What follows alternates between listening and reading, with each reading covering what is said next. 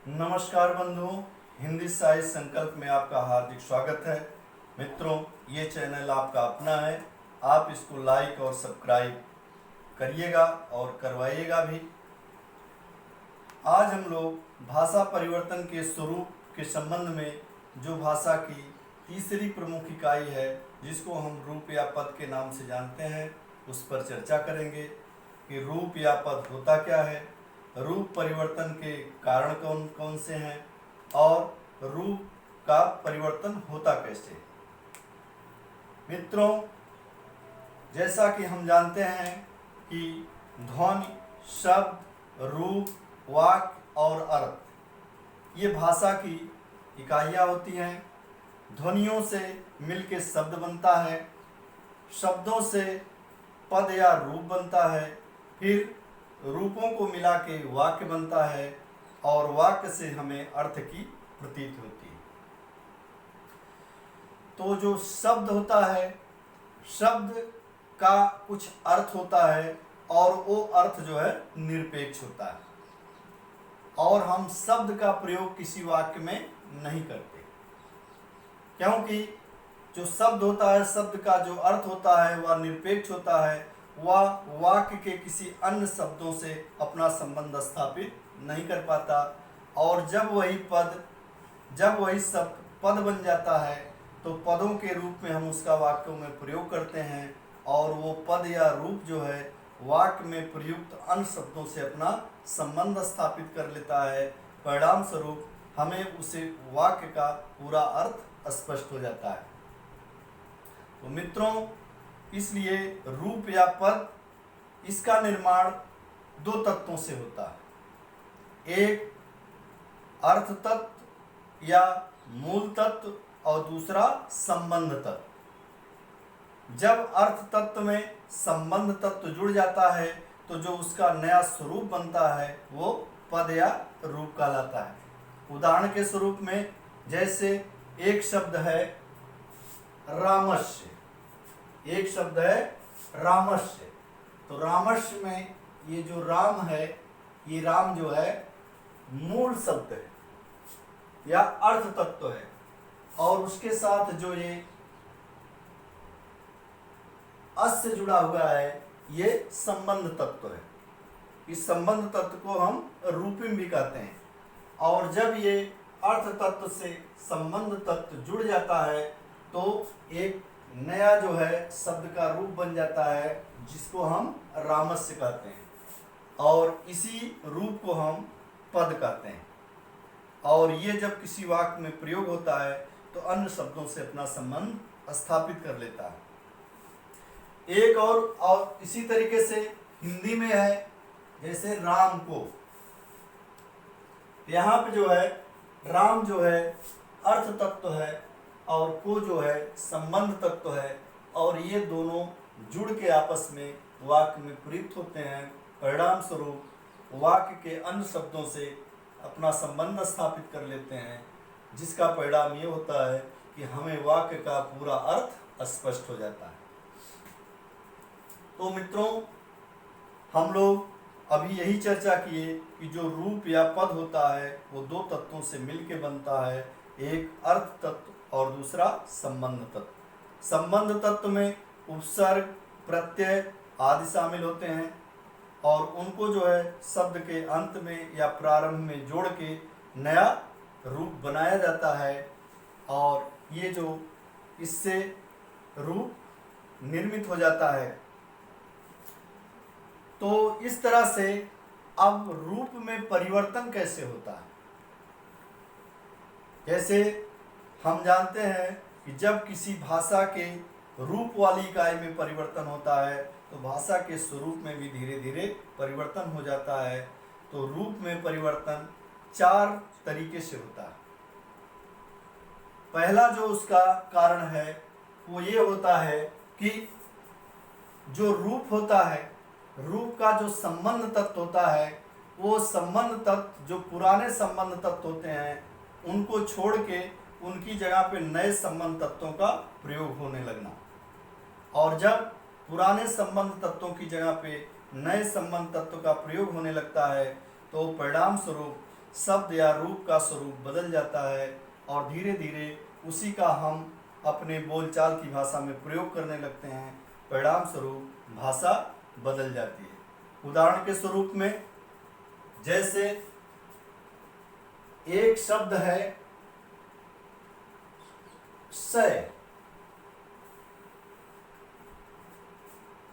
और जैसा कि हम जानते हैं इसका जो पद बनता है वो रामस्य बनता है, और संस्कृत में राम में स जोड़ के रामस्य बनाया जाता था।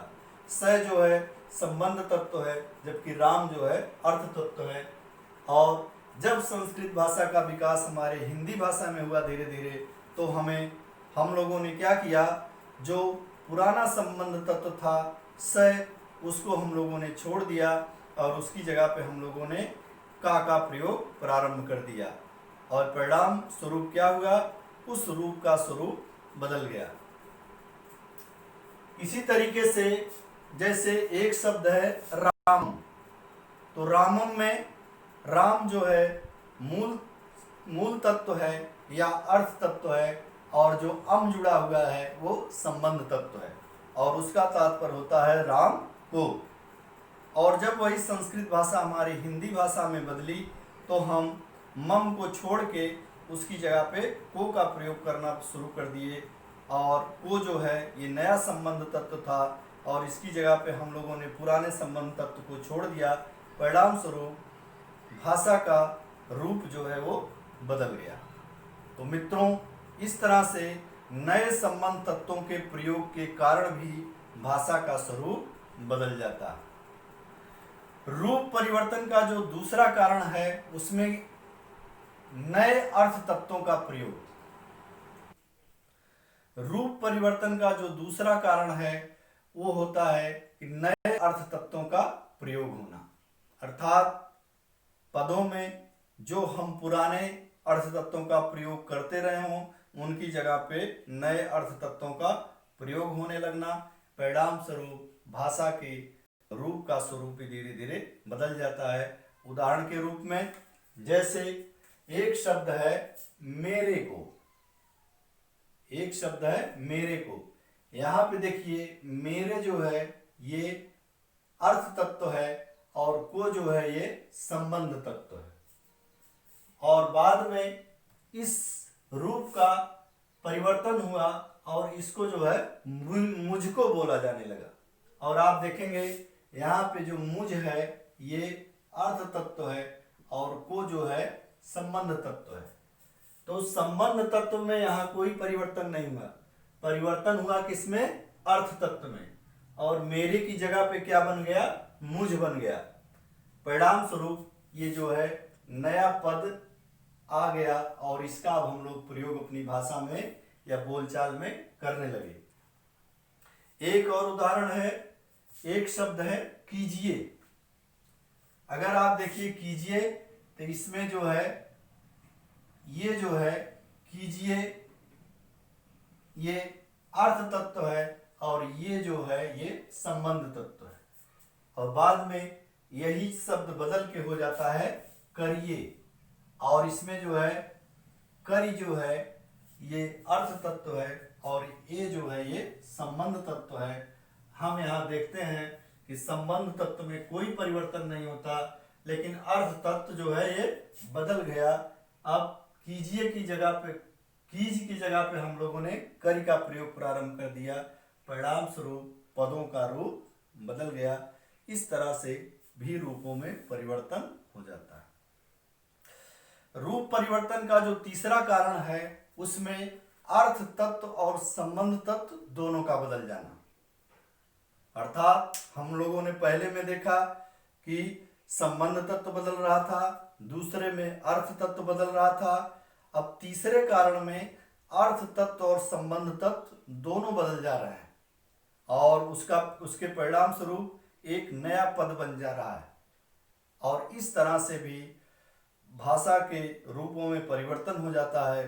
परिणाम स्वरूप भाषा भी बदल जाती है। उदाहरण के रूप में अंग्रेजी का एक शब्द है गो, और हम जानते हैं कि जब गो माने जाना, और क्रिया को जब हम दूसरे काल में बदलते हैं तो उसके लिए हम ईडी का प्रयोग करते हैं, गोएड। और आप जानते हैं कि यहाँ पे गो जो है ये अर्थ तत्व है और जो ईडी है ये संबंध तत्व है।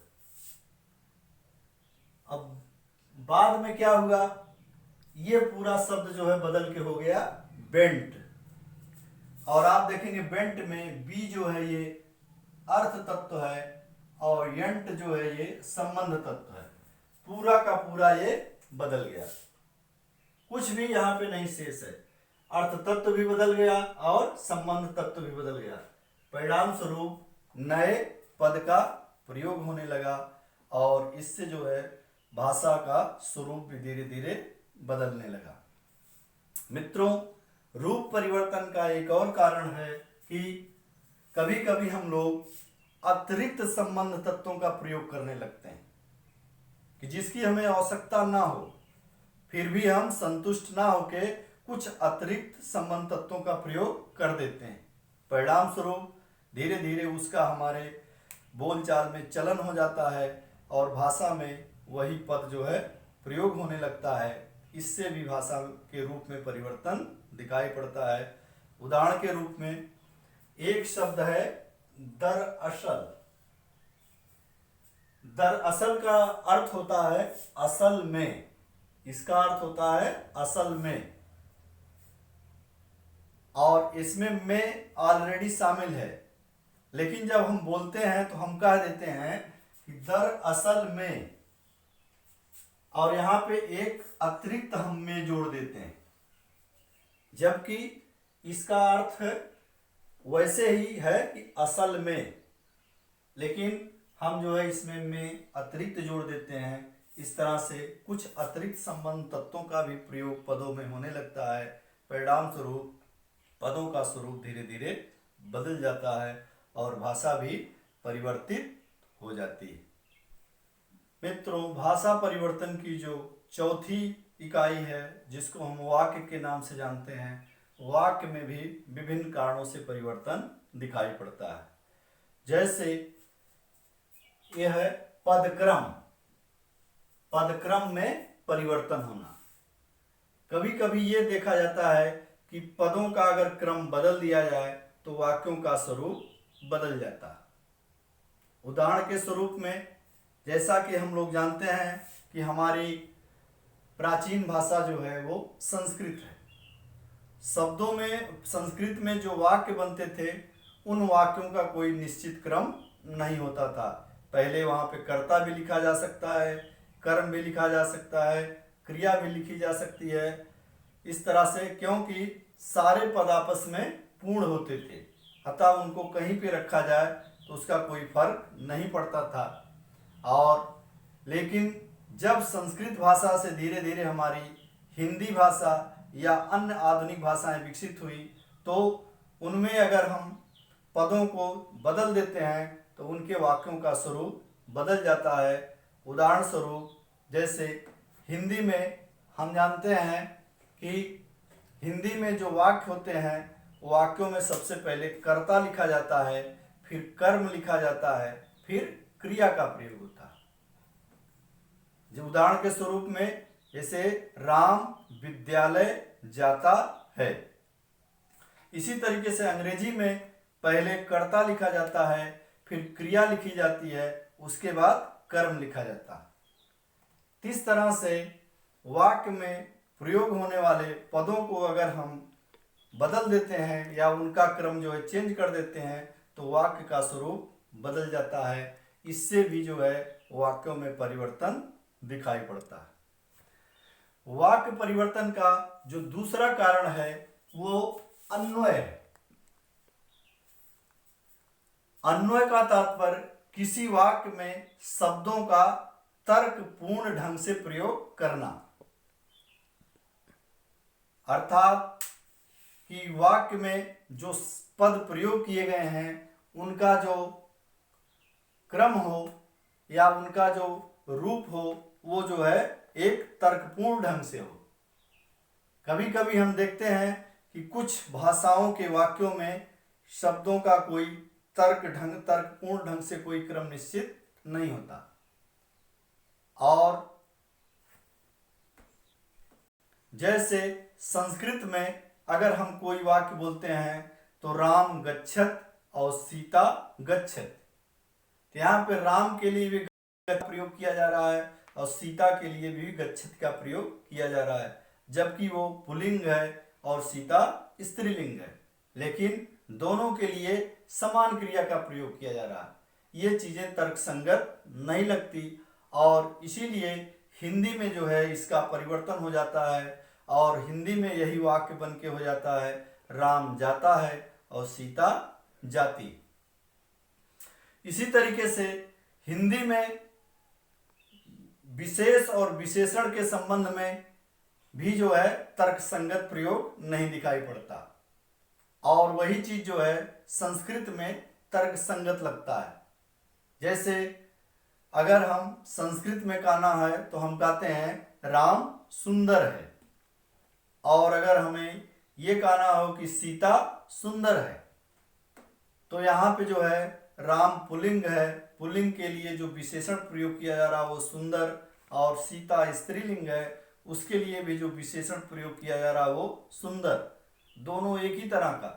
ये चीजें तर्कसंगत नहीं लगती और इसको तर्कसंगत बनाने के लिए जो है हम कर्ता के लिंग और पुरुष के अनुसार जो है हम उसको बदल देते हैं और ये क्रिया जो है अन्वय कहलाती है।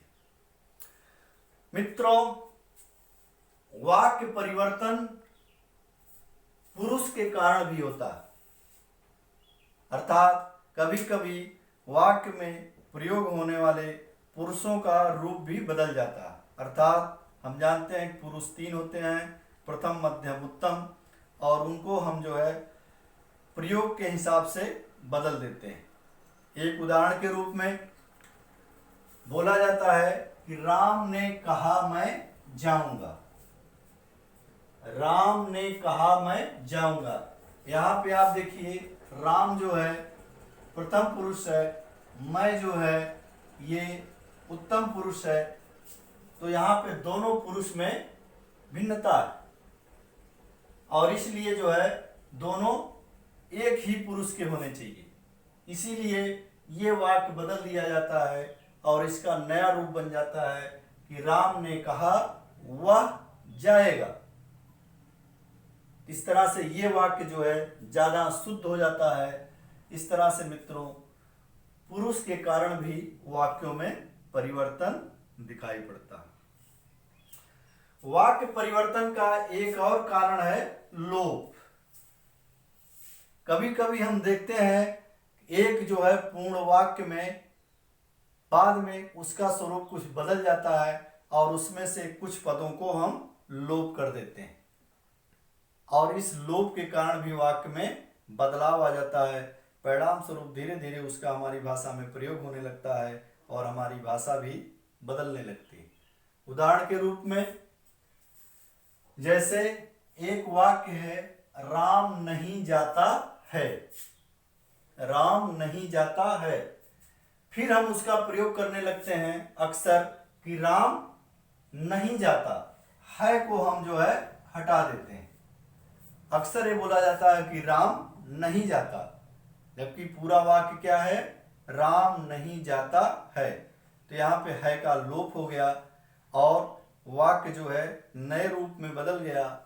इस कारण भी वाक्य में परिवर्तन दिखाई पड़ने लगता है। एक और उदाहरण, आंखों से देखी घटना। जैसे हम बोलते हैं आंखों से देखी घटना, ऐसी घटना जिसको आंखों से देखा गया हो, लेकिन हम उसको बोलते हैं आंखों देखी घटना। क्या बोलते हैं, आंखों देखी घटना, और पहले वाक्य से हम से का लोप कर देते हैं। इस तरह से लोप के परिणाम स्वरूप भी वाक्यों के स्वरूप में परिवर्तन दिखाई पड़ता है। वाक्य परिवर्तन का एक और कारण है आगम। कभी कभी ऐसा देखा जाता है कि वाक्यों में कुछ अतिरिक्त शब्दों या पदों का प्रयोग कर लिया जाता है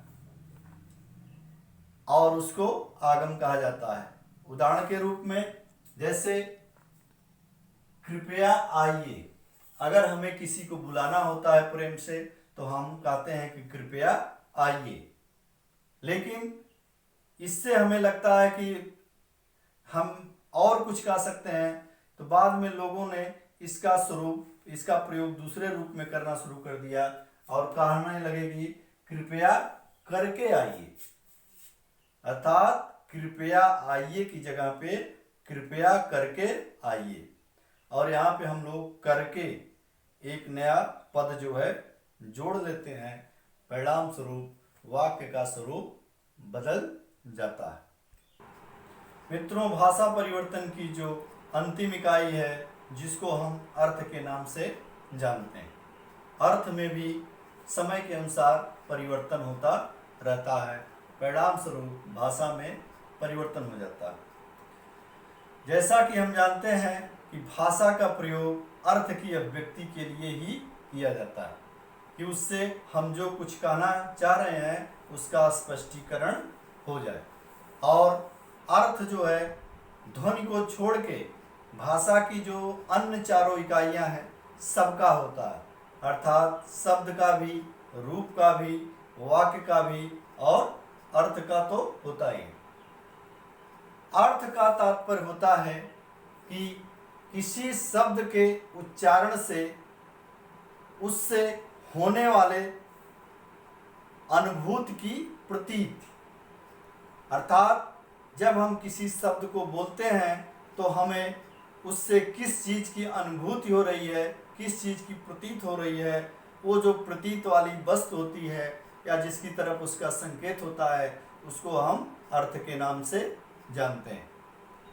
अर्थ में परिवर्तन भी कई कारणों से होता है, उसमें अर्थ संकोच है, अर्थ विस्तार है और अर्थादेश है।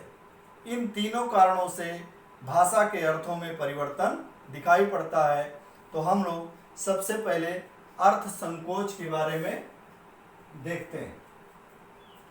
मित्रों, अर्थ संकोच का मतलब है कि किसी शब्द से प्रतीत होने वाले अर्थ का भाव जो है या उसकी मात्रा जो है कम हो जाना, अर्थात किसी शब्द से पहले ज़्यादा से ज़्यादा अर्थ का संबोधन हो रहा हो, लेकिन बाद में जो है उससे जो है कुछ कम शब्दों का जो है या कम चीज़ों के बारे में जानकारी हो रही हो, इसको जो है संकोच कहते हैं, अर्थात अर्थों का संकुचित हो जाना। इसका मतलब सामान्य अर्थ से वो विशेष अर्थ हो जाना, ये अर्थ संकोच कहलाता है। इसका उदाहरण हम देखते हैं, जैसे एक शब्द है मृग, एक शब्द है मृग। मृग का जो सही अर्थ होता है वो पशु होता है, पशु। और इसीलिए जो है शेर को हम लोग कहते हैं मृगराज, अर्थात पशुओं का राजा। और पशु का मतलब है उसमें समस्त पशु शामिल हो जाते हैं, लेकिन बाद में पशु शब्द जो है संकुचित हो गया और फिर उसका अर्थ हो गया मृग का हिरण, अर्थात जहाँ वो समस्त जानवरों के लिए प्रयोग होता था, अब किसी मात्र एक जानवर हिरण के लिए उसका प्रयोग किया जा रहा है। इस तरह से इसको अर्थ का संकुचन कहते हैं। एक और उदाहरण है जलज। जलज का अर्थ होता है जो जल में पैदा हो, जो जल में पैदा हो। और हम जानते हैं कि जल में पैदा होने वाले अनेक जीव जंतु होते हैं, और इस तरह से जलज का अर्थ पहले बहुत विस्तृत था। बाद में जो जलज शब्द है वो किसी एक वस्तु के लिए जो है प्रयुक्त होने लगा, और वो चीज है कमल। इस तरह से पहले जलज शब्द का अर्थ बहुत व्यापक था, बाद में वो सीमित होके केवल कमल रह गया। इसको हम अर्थ संकोच कहते हैं।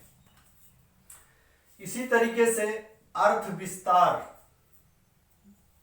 अर्थ परिवर्तन का जो दूसरा कारण है वो अर्थ विस्तार है। अर्थ विस्तार का तात्पर्य है कभी कभी शब्दों का अर्थ जो है वो विस्तृत हो जाता है, अर्थात उससे एक से अधिक वस्तुओं की प्रतीत या अनुभूत होने लगती है। इस तरह शब्दों का अर्थ विस्तार हो जाता है। उदाहरण के रूप में जैसे एक शब्द है तैल, तैल शब्द, और तैल शब्द जो पहले ऐसा ऐसा रस जो कि तिल से बनाया जाता था, अर्थात तिल से बनाया गया रस जो है वो तैल कहलाता था। उसमें मात्र केवल एक वस्तु जो है तिल शामिल थी, लेकिन बाद में तेल के अंतर्गत तमाम चीजों को शामिल किया जाने लगा। सरसों का तेल, नारियल का तेल, और उसके बाद सूरजमुखी का तेल, मछली का तेल, इस तरह से तमाम तेल उसमें शामिल हो गए। आंवला का तेल। तो तेल जो पहले केवल तिल के तेल के लिए प्रयुक्त होता था, बाद में उसके अंतर्गत सारे तेल शामिल कर लिए गए, और इसका परिणाम यह हुआ कि तैल शब्द का अर्थ जो है वो काफी विस्तृत हो गया। अर्थ विस्तार का एक और उदाहरण है सब्जी।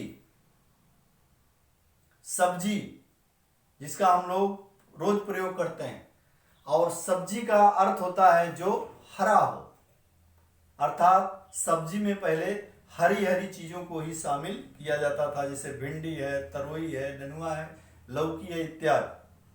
लेकिन आज हम देखते हैं कि सब्जी में टमाटर भी है, आलू भी है, प्याज भी है, सलजम भी है, मूली भी है, नींबू भी है, और आप देखेंगे सब जो है अलग अलग रंग के हैं। टमाटर लाल है, बैगन नीला है, नींबू पीला है, ठीक है। और जबकि पहले इसका अर्थ होता था कि जो हरा हो। और इस तरह से जो है सब्जी शब्द का भी अर्थ विस्तार हो गया है, जिसका आज हम लोग प्रयोग करते हैं। मित्रों, अर्थ विस्तार का एक और कारण है अर्थादेश।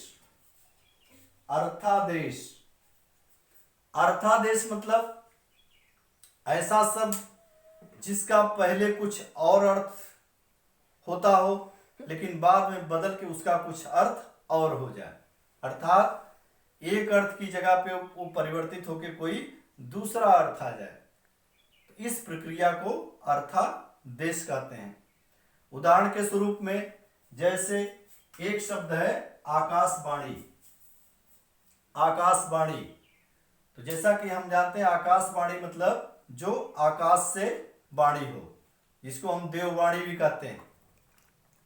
लेकिन आज वही आकाशवाणी शब्द बदल के क्या हो गया, ऑल इंडिया रेडियो। आज हम लोग आकाशवाणी को ऑल इंडिया रेडियो के नाम से जानते हैं। एक और शब्द है जंघा। जैसा कि हम जानते हैं कि जंघा क्या होता है, जो पैर होता है, पैर के ऊपर वाला भाग। लेकिन पहले जो इसका अर्थ होता था कि पैर के घुटने से नीचे वाले भाग को हम लोग जंघा कहते थे, लेकिन आज बदल के क्या हो गया, पैर के घुटने से ऊपर वाले भाग को हम जंघा कहने लगे। इस तरह से जो है अर्थ में परिवर्तन हो गया। एक और शब्द है दुहिता, और दुहिता शब्द का अर्थ होता था जो दूध दूहने वाली स्त्री। लेकिन आज वही शब्द बदल के दुहिता जो बदल के हो गया पुत्री। चाहे वो दूध दुहे या ना दुहे, आज हम लोग पुत्री के लिए दुहिता शब्द का प्रयोग करते हैं। और पहले हम दुहिता शब्द उसके लिए प्रयोग करते थे, ऐसी स्त्री जो दूध दूहने का कार्य करती हो। एक और शब्द है मित्रों अर्थादेश का तटस्थ। तटस्थ का मतलब होता है, जो शाब्दिक अर्थ है इसका, वो किनारे पर स्थित, जो किनारे पर स्थित हो, तटस्थ। लेकिन आज हम तटस्थ क्या कहते हैं कि किसी की तरफ ना होना, निरपेक्ष। इस तरह से अर्थादेश के अंतर्गत तमाम ऐसे शब्द थे कि जिनका कुछ अर्थ पहले और प्रचलन में था, बाद में कुछ और हो गया, और इससे जो है भाषा में धीरे धीरे परिवर्तन हो जाता है, उसके अर्थ में परिवर्तन हो जाता है, हमारे समझ में परिवर्तन हो जाता है, और फिर हम उसका धीरे धीरे प्रयोग करने लगते हैं। इसका परिणाम ये होता है कि भाषा के स्वरूप में धीरे धीरे बदलाव आ जाता है। मित्रों, इन्हीं बातों के साथ आज हम अपने वाणी को विराम देने से पहले आपसे एक निवेदन करेंगे कि आप अपने इस चैनल को लाइक और सब्सक्राइब करना मत भूलिएगा। धन्यवाद।